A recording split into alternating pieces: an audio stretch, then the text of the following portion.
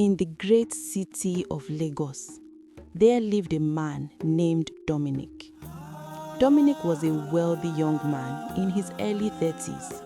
He had money, more than enough, and everything needed to keep life moving forward. But more than that, Dominic was a good man. He was the kind of man who would choose to starve while his neighbor eats. The kind of man who would give his last card just to save someone else. A man who would carry sorrow just so others could have peace. Dominic was a businessman. He was what people call a serial entrepreneur. A man who does many kinds of business at the same time. He did not depend on one source of income. He invested in different businesses. He bought land and he sold land. If you brought a land to him, he would buy it, develop it, and resell it for profits. He dealt in properties, buildings, and estates. He invested in farms, pig farming, poultry, and other agricultural businesses. He had shares in factories. He put money into transport businesses, small companies, and trading. Anything good that could bring profit, Dominic had a hand in it. That was why his money never ran dry. Money was always coming in from different directions.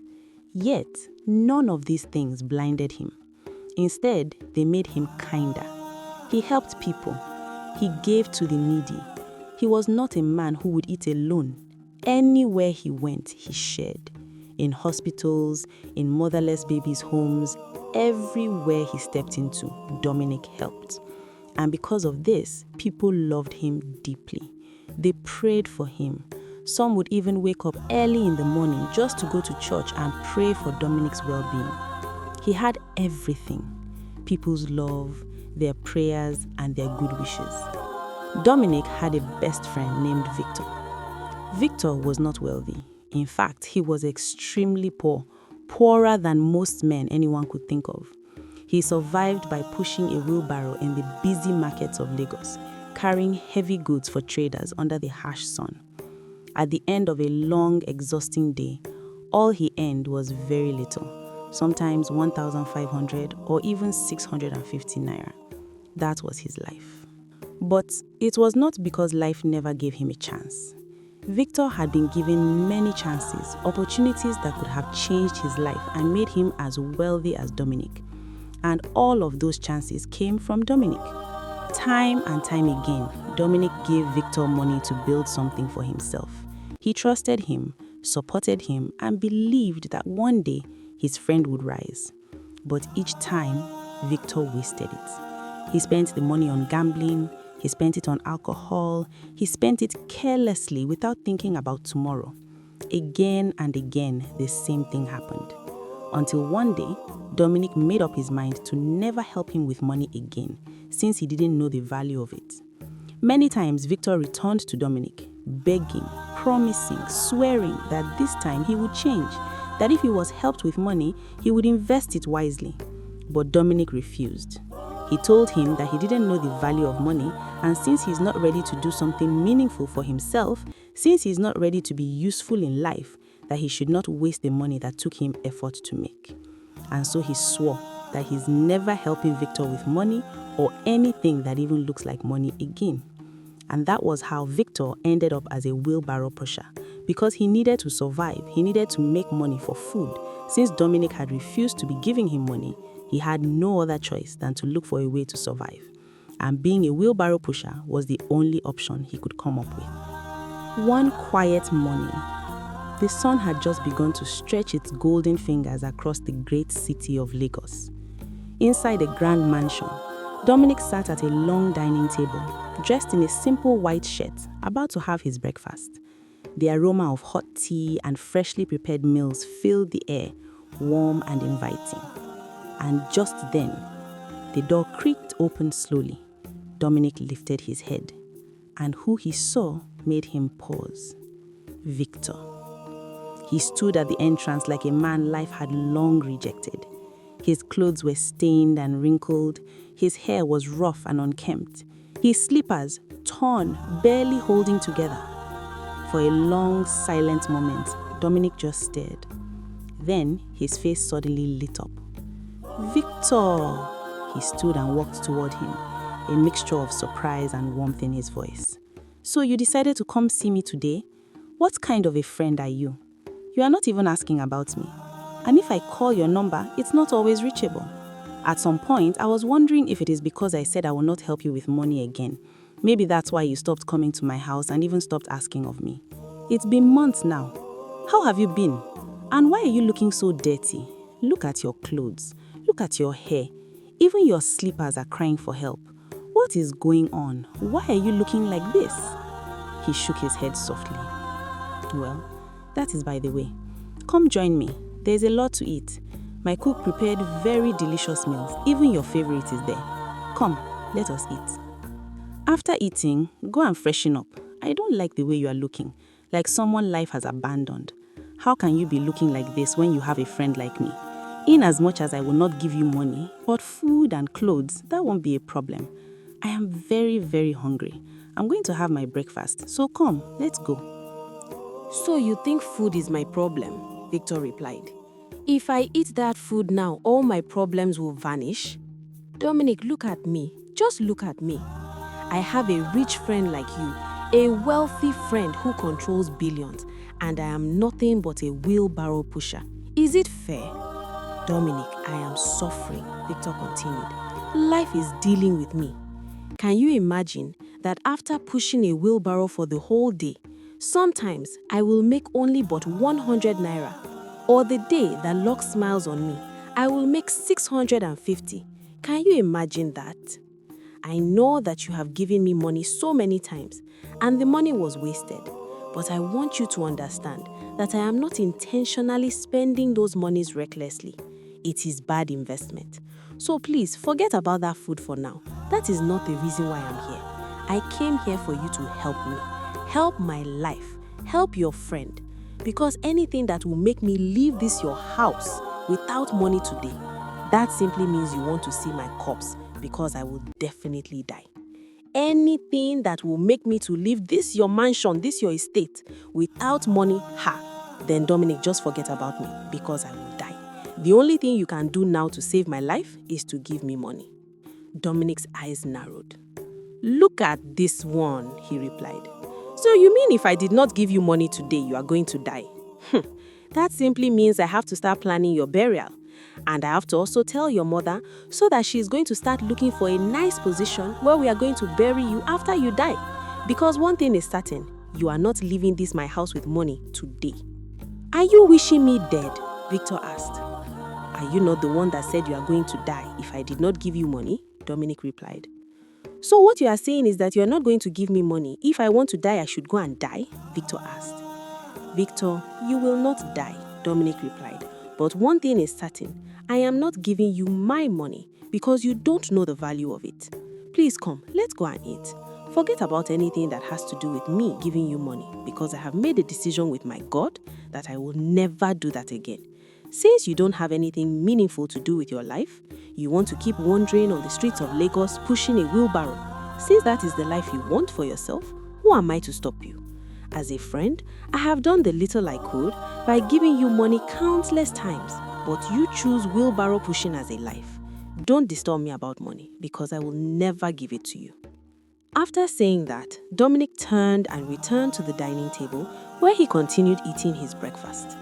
Unknown to him, his action had planted something evil, something deadly in the heart of Victor. But he did not say anything. He just walked to the dining and sat close to Dominic and started having breakfast with him. As they ate, Victor kept staring at Dominic, his face full of anger. If eyes could kill, maybe he would have shot Dominic dead.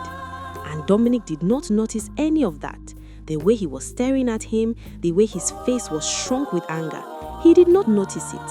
His attention, his mind, everything was focused entirely on the food he was eating, unaware that something dark had awakened in Victor's mind. After their breakfast, Victor stood up and went inside the room. His heart was full of wicked thoughts. So this guy means that he's never giving me money again. If so, that means he has brought problem upon himself. Very big trouble that he will not be able to escape. How can he look me in the face and tell me that he will never ever give me money? Me, that grew up together with him in the village, and he even claimed to be my friend. Is that how friends do? I thought friends are supposed to be helping one another. He is rich and I'm poor. Is that not wickedness? His priority is supposed to think of how to make me as wealthy as he is. But no, the little money I asked for, he refused. And he was even planning to call my mother so they will pick a place they will bury me if I die. This guy is really wicked though. But don't worry, I am going to show him what real wickedness is. After I'm done with him, he might not be alive to tell the full story of his life. Nonsense. Since you want me to remain a wheelbarrow pusher, I will keep him in a condition whereby he will beg to push wheelbarrow but will not get the opportunity. Victor sat in his room, his mind full of thoughts of evil towards Dominic. That was when he got the idea of stripping him of his wealth, of taking everything that belonged to him. After thinking for a long time and being lost in the wickedness of his own thoughts, he freshened up, dressed in one of Dominic's clothes, and stepped out of the house. He visited some men which he knew very well do scamming for a living. When he got there, he told them about Dominic, his friend, and how wealthy he is. Victor told them to empty Dominic to the extent he would not have money to afford a square meal. They all had an agreement of how to strip Dominic of his wealth. They planned everything and staged it perfectly. After everything, Victor returned home, still pretending that all was well. He wore a bright smile that could melt a wicked heart. He walked gently and moved slowly. He went straight to Dominic's room and found him sitting on his bed working with his computer. He stepped inside the room and brought up a topic of a land. Dominic, there is a land about 50 hectares. The company selling it is not far from Dalugu, Lagos market. The people coming for it are not pricing well, which is why it's still unsold. Imagine, if you buy it and resell it, the profit will be enormous. And besides, it's a very large piece of land. You are into land buying, so why don't you buy it? Dominic's eyes widened. 50 hectares, that is massive. What if I cannot afford it? Victor smiled, leaning closer. Oh, come on. Even if it means putting all your wealth there, as long as you sell it, make a profit and get your money back, trust me, it's worth doing. Dominic's eyes gleamed with excitement. Yeah, I will go for it. How about we visit the company tomorrow? Dominic asked. Tomorrow? Okay, I would definitely follow you, my dear friend, Victor replied.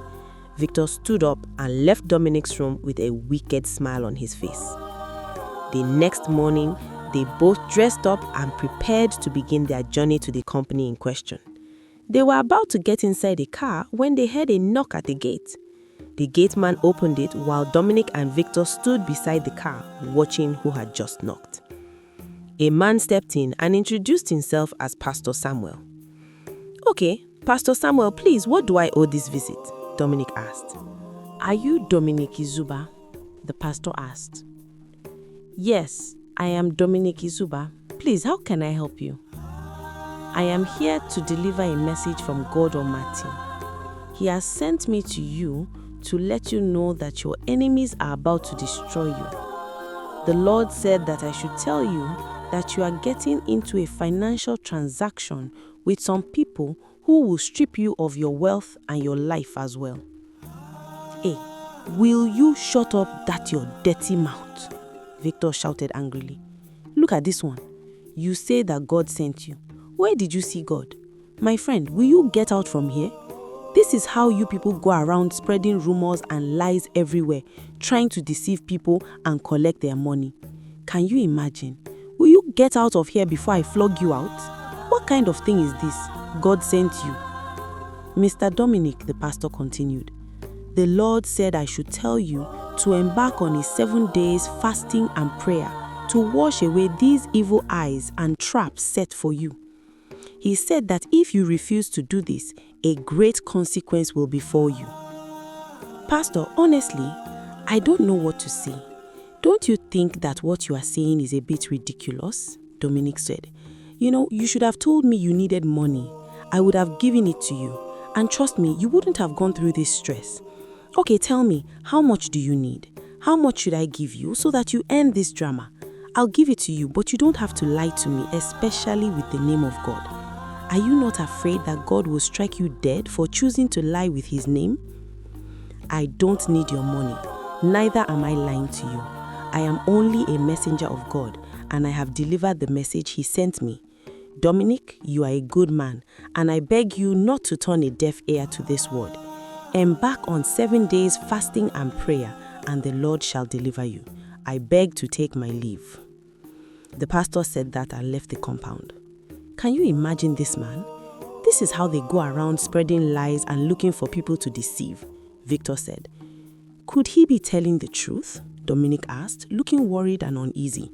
Have you lost your mind? Victor replied immediately. Telling the truth about what? Don't even tell me that you think that this man is telling the truth. Oh, come on, don't be too naive. You're not a baby. A man of your caliber. You shouldn't be believing all these Lagos pastors. These people are nothing but devils incarnate. So don't listen to him. Don't even give his words a second thought. So, if he is lying, why didn't he ask for money? Even when I asked him to name his price, he still refused. Fake pastors would probably use that opportunity to collect money, but he didn't. And besides, these past few days, I've been having strange dreams. Victor, do you think we should postpone this journey? I don't even feel good about it, Dominic said. Postpone what? What are you planning to postpone? See, we are not postponing this journey. What if someone else acquires this land? What then? This land is a huge one and we cannot lose it to someone else.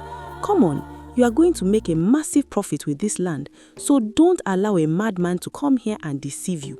I am your friend and I know how all these people behave here in Lagos. You know you are rich, so you don't know much about all these pastors, but I know them. And I'm telling you now that this is one of those fake pastors that use the name of God to their advantage. Victor managed to convince Dominic by painting the man of God as fake, though Dominic felt that indeed something might be wrong somewhere. Because he himself had been feeling restless, as if something was about to happen for days now, but he couldn't place his hand on what the problem was. So without another word, they continued their journey. When they got to the place, the building looked small, just a single room with a tall fence and gate. Dominic stepped out of his car and looked around. The environment of the place did not appear expensive or like a place worthy of affording such a magnificent plot of land. These people claim that they have 50 hectares of land, and yet they are in such a place, a single room and a tattered environment, he thought, but he did not say a word. Then, Dominic and Victor stepped into that single room. They met a man who claimed to be the owner of the land in question. He looked wealthy though. His appearance, his clothes, his watch, everything looked quite expensive. The man, the owner of the land, took Dominic, Victor, and the other men who are involved in the land to the massive land in question. Dominic saw the land. Indeed, it was 50 hectares. It was massive, big, and large. He liked the land, but the problem was that he had doubts about these people. He collected the land documents from the owner and went through them. The papers appeared official, normal, but still his doubt lingered. He wanted to tell Victor that he had doubts about this land, but he chose to ignore it. The owner of the land told Dominic that this particular land would cost him 25.5 billion naira to acquire. Once again, the unease in Dominic still lingered because he had been in the land business ever since he was 20, and now he was 34. Imagine how many years that is, and this land he was seeing, this land he was standing on, was really worth more than that. And yet they were selling it so cheap. If being frank, this land was worth more than 200 billion naira, and they were choosing to sell it for 25.5 billion naira. So, may we proceed with the payment? The owner of the land asked. Dominic stood there, confused. his mind still lost in thought. Why are they operating from a single room instead of a proper company? And why is this land so cheap, far cheaper than I even expected? Or could it be that luck has finally decided to smile on me? Because if I acquire this land at this price, I would definitely make 10 times what I paid. The profit alone would be incredible. Are you all right? Victor asked, pulling him out of his thoughts. What are you waiting for? Make the payment so everything can be settled. Dominic stepped forward and took out his checkbook.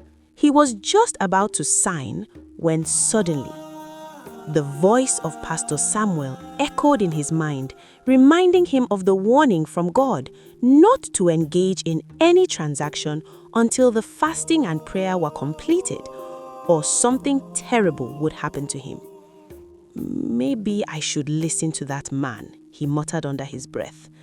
After all, it's just 7 days. It won't cost me anything. He paused, his grip tightening slightly on the pen. Because it's always better to be safe than sorry. Dominic stepped forward.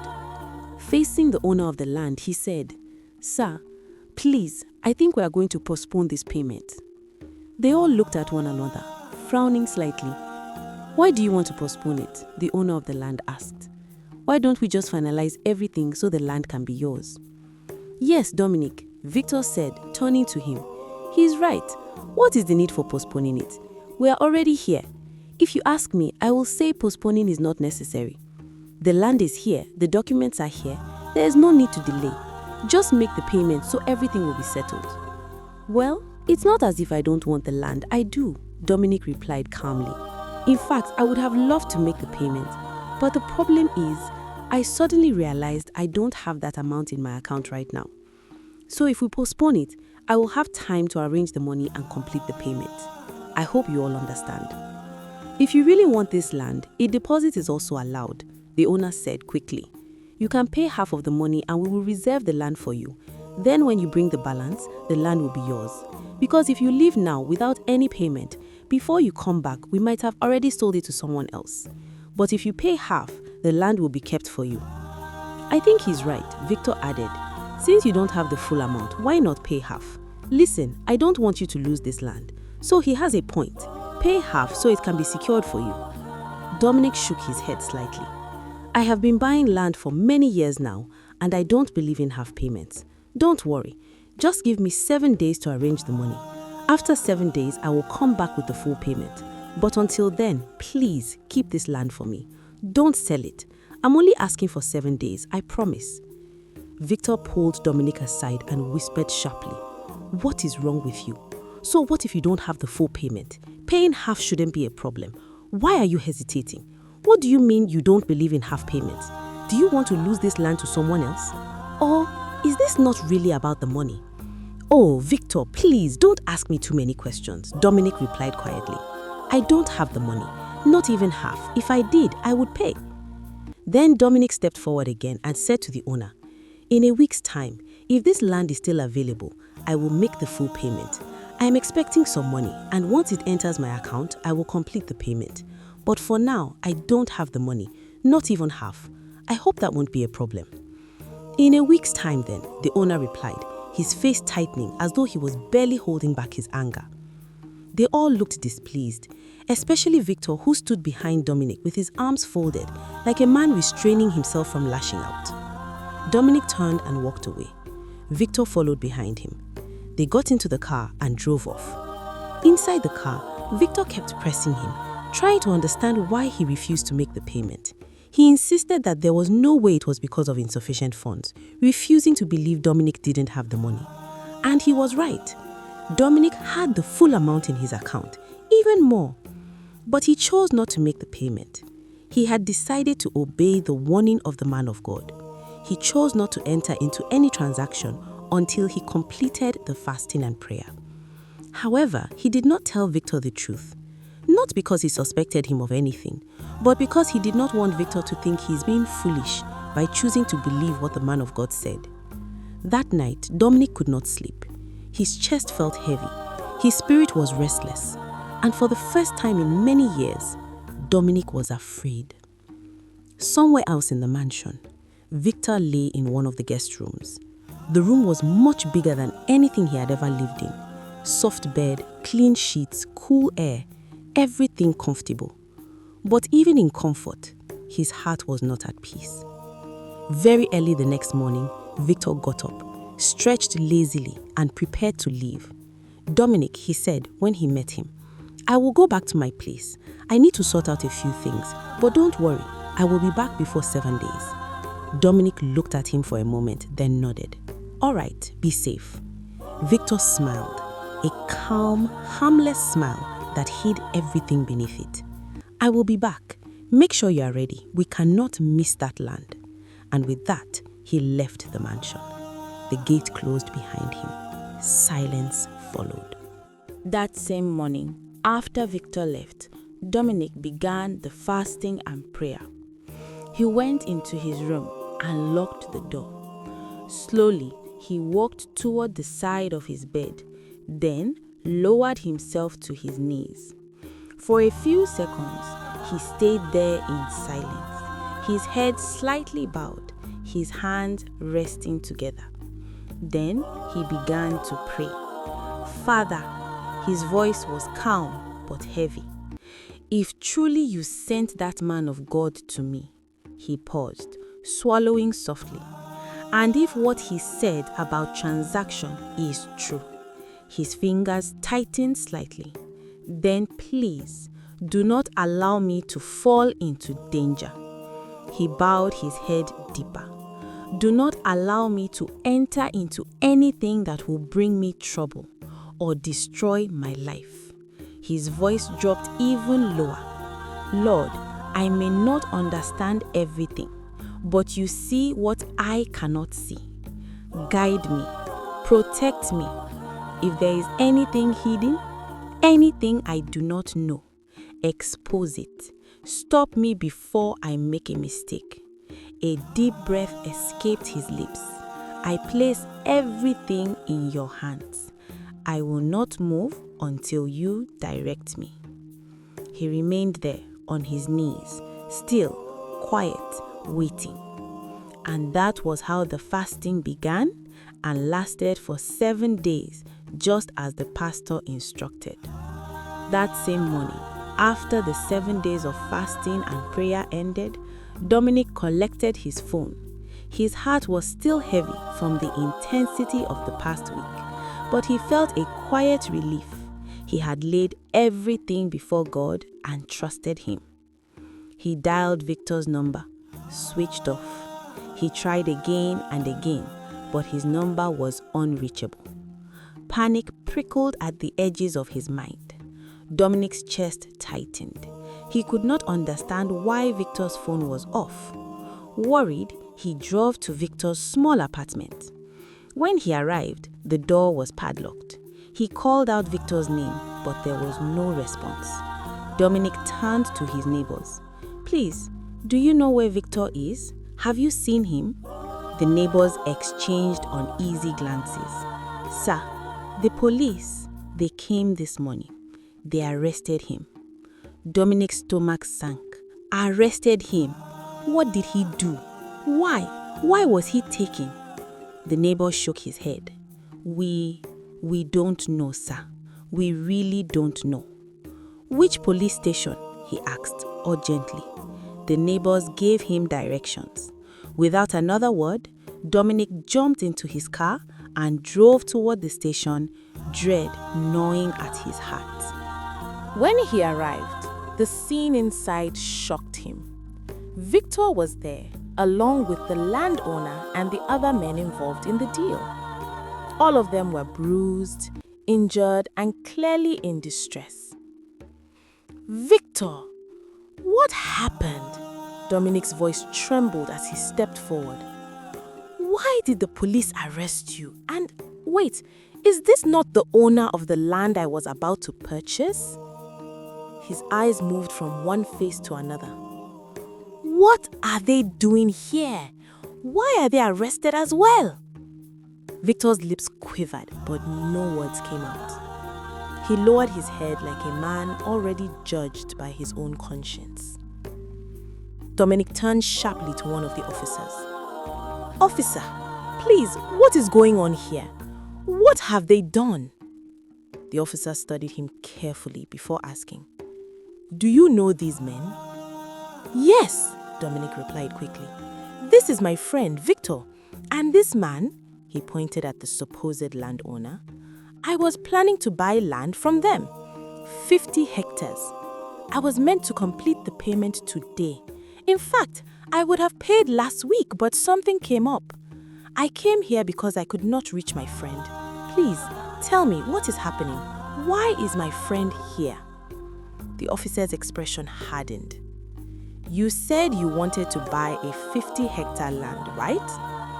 "Yes," Dominic answered. 50 hectares. The officer let out a slow, heavy sigh and shook his head. "And this one," he said, pointing at Victor, "you say he is your friend?" "Of course," Dominic replied, confused. "He is my friend." The officer looked at him with pity, deep, knowing pity. "Then listen carefully," he said. "Your friend here was part of a group trying to scam you." Dominic froze. "They are land fraudsters," the officer continued. "They go from place to place using land that does not belong to them. They prepare fake documents, make everything look real, and collect huge sums of money from innocent people." He gestured toward the men. "This same land they showed you does not belong to them. They were even trying to sell it again this morning to another buyer. Billions of naira involved. But this time, the real owner of the land showed up. He recognized what they were doing and called the police immediately. That is how all of them were arrested." The words fell like thunder. "And your friend," the officer added quietly, "was among them." Silence swallowed the room. Dominic staggered back slightly, as though the ground beneath him had shifted. His heart pounded heavily in his chest. So, it was true. If he had gone ahead, if he had signed that check, if he had ignored the warning, he would have lost everything. Slowly, he turned to Victor. His eyes were filled with pain. "What have I not done for you?" Dominic asked, his voice breaking. "What have I not given you? Tell me, Victor, what did I do to deserve this?" Victor fell to his knees immediately. "I'm sorry," he cried, grabbing Dominic's leg. "I was angry. You said you wouldn't give me money again. I felt insulted. I wanted to make you regret it. Please forgive me. I beg you. Save me. I don't want to go to prison. I'm not like them. I just joined them recently. I have never shared any scam money with them before. Trust me, I'm new in this group. Please, Dominic, please save me." Dominic looked down at him, at the man he once called brother. And in that moment, something inside him broke. He pulled his leg away sharply. "You are wicked," he said, his voice cold. "You are evil. I cannot believe that after everything I have done for you, you would sit down and plan my destruction." He turned to the officers. "Do not spare them," he said firmly. "Let the law take its full course. Let them answer for everything they have done." Then, without another word, Dominic walked out of the station. His steps were heavy. Behind him, voices cried, begged, and echoed, but he did not look back.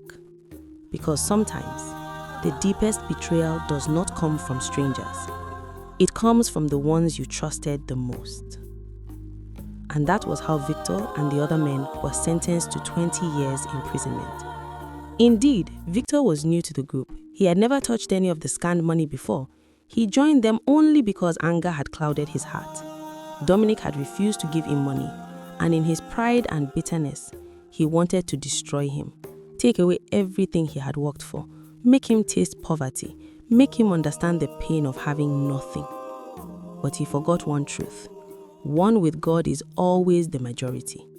Before anyone can harm a person, they must first pass through their God. Dominic's God was alive, and he said no to Victor's plan. Dominic's obedience to the man of God, his fasting, his prayer, his willingness to listen when he could have ignored the warning, saved him from ruin. And so Dominic learned a lesson as old as time. In this life, some warnings and advice are not given lightly. Sometimes it is wise to give certain things a chance, for in those moments, God may be preparing your path, protecting your future, and keeping you from the hands of evil. Victor would serve his 20 years, and the others alongside him would pay for their wickedness. Remember this, and tread carefully, for before you harm another, you may already be standing in the path of your own destruction. And Dominic, he returned to his life, wiser, humbler, and ever grateful that faith and obedience had shielded him from ruin. The end.